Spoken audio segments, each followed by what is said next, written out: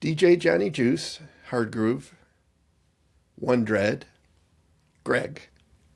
Yep, Greg. So many people in concert production talk about war stories, and I met up with an old friend, and all those things are valid. And war stories, we all have them. We have millions of them.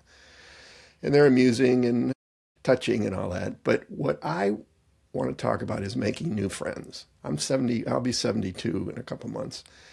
And I still cherish my old friends, but I like making new friends every once in a while. I don't want to overdo it, of course. So a couple months ago, I was asked to take some Heil mics out to Public Enemy. They were performing at, I believe it was Fantasy Springs in India near me. And I happened to have the mics at home. So I went over there, and they were delightful. And it was a very small crew. Front of house mixer, his name goes by the name One Dread.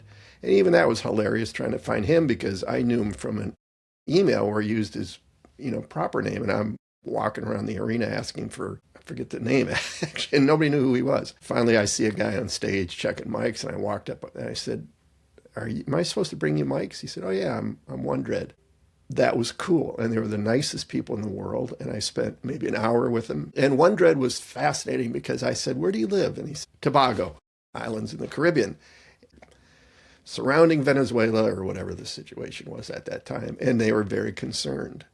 And this is the great thing about these people are human, and I mean, it sounds oversimplistic, but I enjoyed talking to him, and he was worried. He was headed home the next day, and I texted with him and everything was fine.